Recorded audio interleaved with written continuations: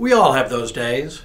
Days when it feels as though everything is going wrong and everyone is against us, from our worst adversary to our closest friend.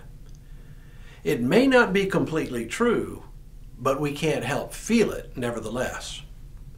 Too many days of that, and a person can easily fall victim to crippling depression. The good news is, most people feel this way from time to time, but the feeling usually goes away. Would it surprise you to know that the writer of today's psalm felt that way also, and that he included God as being among those who had turned against him? Rightly or wrongly, it's how he felt. And his words provide us with the words we can use to express the same feelings in our conversations with God. Hello, I'm Stuart Baskin, pastor of First Presbyterian Church of Tyler, Texas.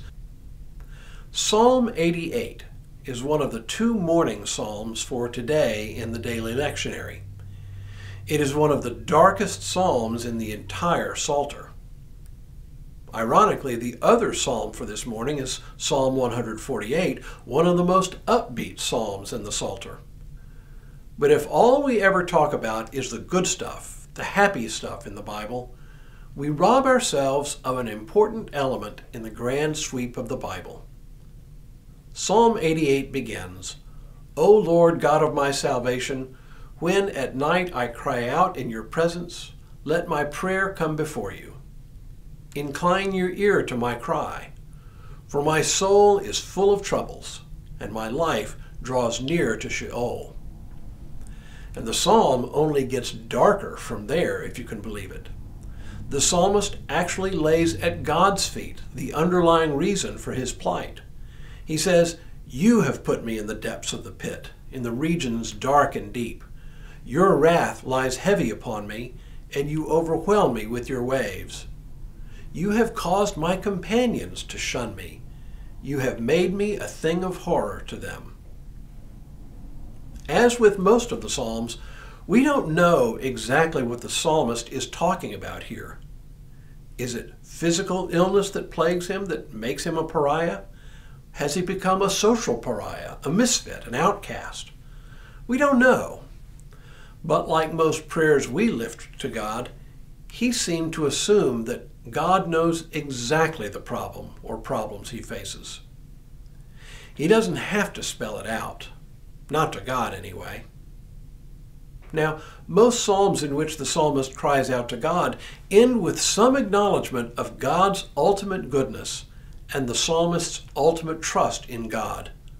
A sort of, "In spite of it all, God, I still praise you because you are still worthy." Not here. Nearly unique among the psalms, this one never returns to that place. The psalmist wallows in grief and suffering, laying it all out before God. Which raises an important question. If I blame my woes on God, and why even turn to God at all? Why not just throw up my hands and declare that God is dead to me? That's what most people would do. But not so for a person of faith. No matter what the complaint, simply speaking to God is itself an acknowledgement that God is still worthy to be praised. The opposite of faith, you see, is not anger with God. The opposite of faith is indifference toward God. And it is abundantly clear that the psalmist is anything but indifferent toward God.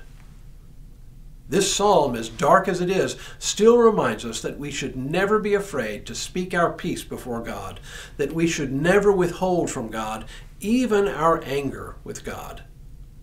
And Psalm 88 provides the anguished soul with the vocabulary and the model for how to do it. Tomorrow, the morning psalm is anything but gloomy. But for now, may God continue to bless you and keep you in all that you do this day and in all the days ahead.